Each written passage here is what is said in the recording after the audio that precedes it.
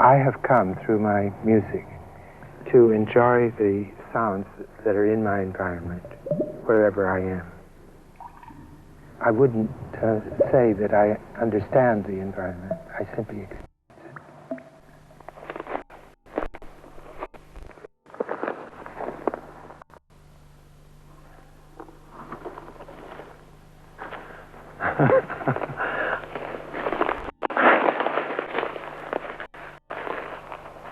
The first question I ask myself when something doesn't seem to be beautiful, the first question I ask is, why do I think it's not beautiful? And very shortly you discover that there's no reason.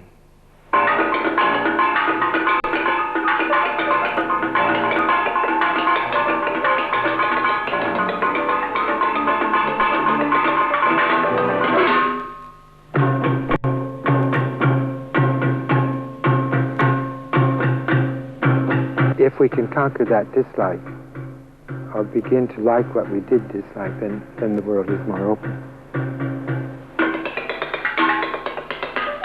That path of increasing one's enjoyment of life is the path I think we all best take. To use art not as self-expression, but as self-alteration, to become more open. Composer John Cage, one of the most influential creative figures of the 20th century. Musician, philosopher, visual artist, and writer, Cage has been and continues to be at the very center of the avant-garde. I think Cage will always be recognized as one of the most important American composers / musical figures. You could still say that he was one of the most important composers, even if I remain fairly guarded about the music. But the ideas are seminal. He's become the true international artist of our time, which is to say the man who seems to be revered in nearly all the Western, nearly all the countries of the world. Cage is innovative, experimental, and controversial. He was the originator of the multimedia happening, a pioneer in electronic music, and the leading figure in indeterminacy in music through chance operations. As we come to know John Cage better, it becomes clear that he is perhaps the most influential in a long line of artists whose challenge to the way we perceive experience has reshaped aesthetic thought in this century. Even the people who are writing different kinds of music from Cage, I'm sure in some ways are either influenced or either went against it or whatever, but still, the fact that Cage's music is here is something in every way subconscious.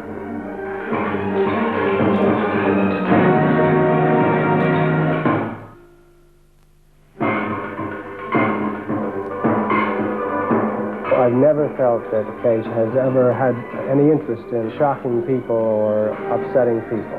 I think he's a missionary. I think he would like to really make everybody become an artist and make everybody capable of responding intensely to the life that they're living every day. There was an international conference of philosophers in Hawaii on the subject of reality.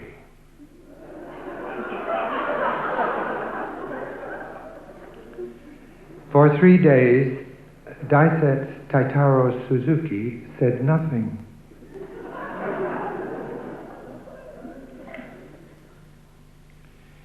Finally, the chairman turned to him and asked,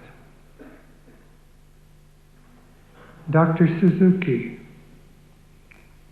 would you say this table around which we are sitting is real?" Suzuki raised his head and said yes. The chairman asked in what sense Suzuki thought the table was real. Suzuki said, "In every sense." Why do I have to go on asking questions? Why do they call me a composer then, if all I do is ask questions? I have nothing to say and I am saying it.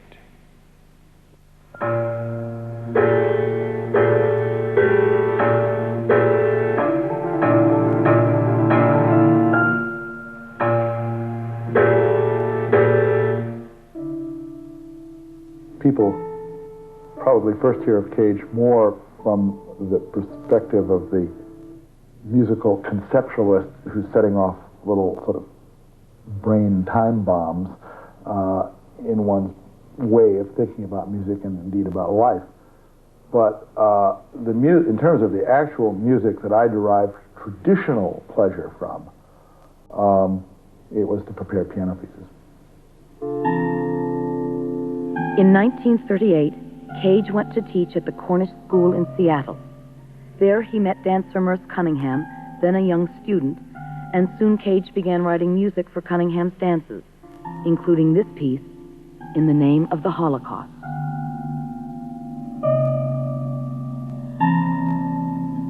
I first prepared the piano in Seattle, but this piece was written here in New York. I wrote it for a dance of Merce Cunningham. At the time, when I wrote for the piano, which I had to do it in this case because the theater was small and had no wings for musical instruments. It simply had a piano in front of the stage. And it was kind of built into the seats of the audience, so that the only instrument that could be used conveniently was the piano. And I had the experience earlier of studying with Henry Cowell, so that I knew that he had obtained sounds on the strings of the piano by plucking them, or by muting them, or by stroking them, this kind of sound. Or this kind of sound. And so I extended the idea to putting objects between the strings. The first object I put, not between the strings, but on the strings, was a pie plate. And that jangled and moved about. So then I knew it had to be something that was fixed. And first I put a nail, and it slipped. Finally I put a wood screw. And because of the grooves in the screw, it stayed sufficiently long in position to give a sound that could be repeated. I love these. My jungle nuts. Yeah. These bolts are very good because the grooves are very close together, and there's very little possibility through the vibration of the strings of there being any movement. Now, one last preparation.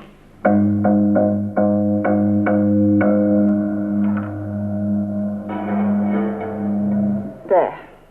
That's it. Good.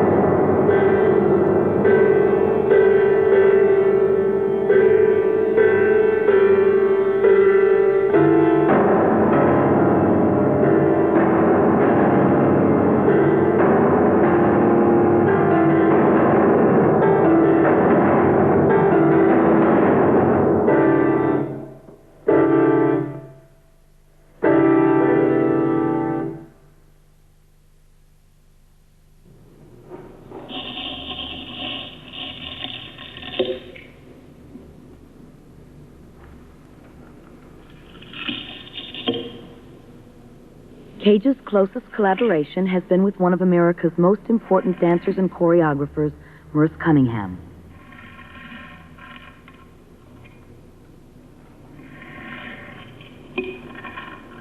As music director of the Merce Cunningham Dance Company, and as a close friend of Cunningham for over 40 years, John Cage has played an important collaborative role in the development of dance in this century.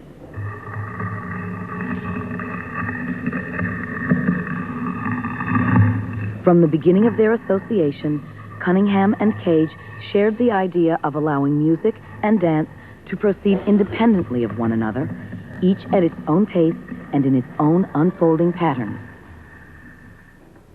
I think a thing that we agreed to so many years ago actually was that the music didn't have to support the dance, nor the dance illustrate the music, but they could be two things going on at the same time. It's just two things happening, not necessarily connected or disconnected, but two separate things going on at the same moment. Which is characteristic of life. Yes, you have that every day in your lives. We start together with the music and the dance, and all kinds of different things going on in the two, with the music doing one thing and the dance doing another.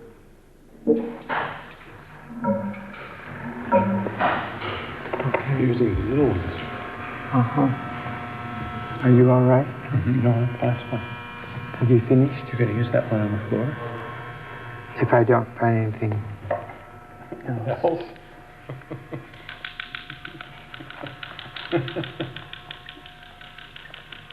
Yeah.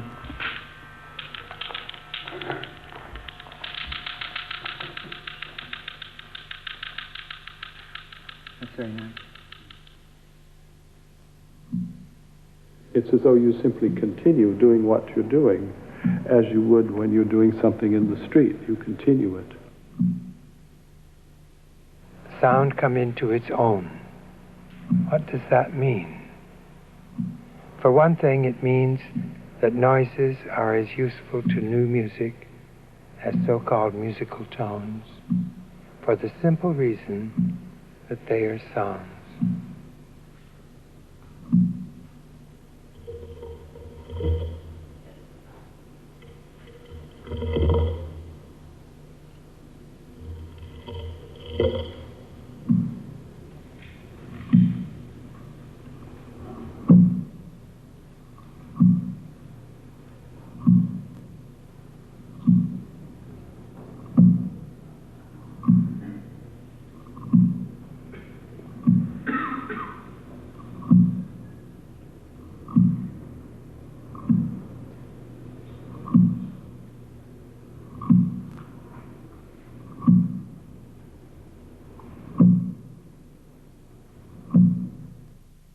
John Milton Cage was born in Los Angeles on September 5th, 1912.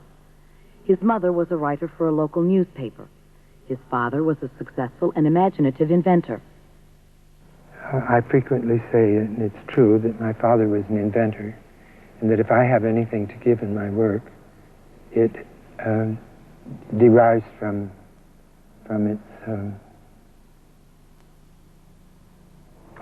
its having some discovery in it, or something with which we're not familiar. Cage studied music at an early age and attended Los Angeles High School. He dropped out of Pomona College after 2 years to travel and study in Europe. After another year in New York, Cage returned to California, took courses in music theory at UCLA, and began studying under the great composer Arnold Schoenberg.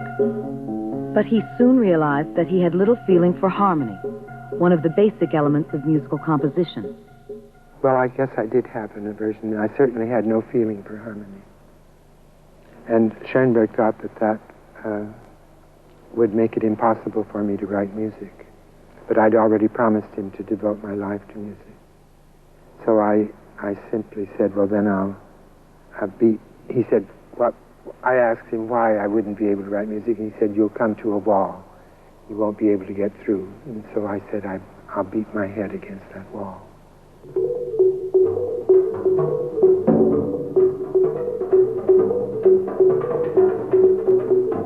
Percussion music is a contemporary transition from keyboard-influenced music to the all-sound music of the future. Any sound is acceptable to the composer of percussion music.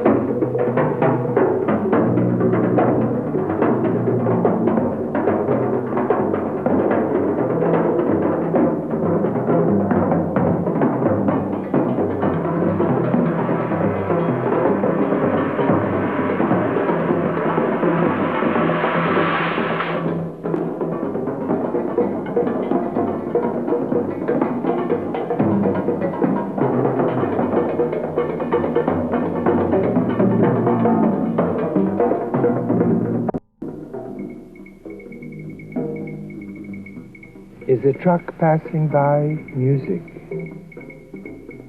Which is more musical? A truck passing by a factory or a truck passing by a music school?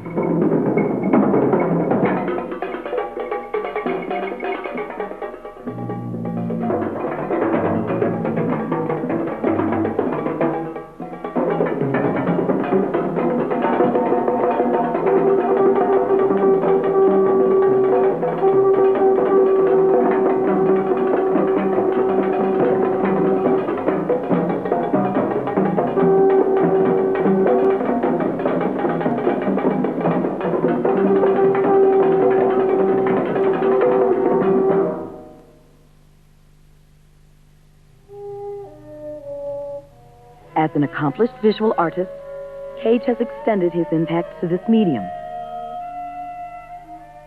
Cage also has many interests outside the arts.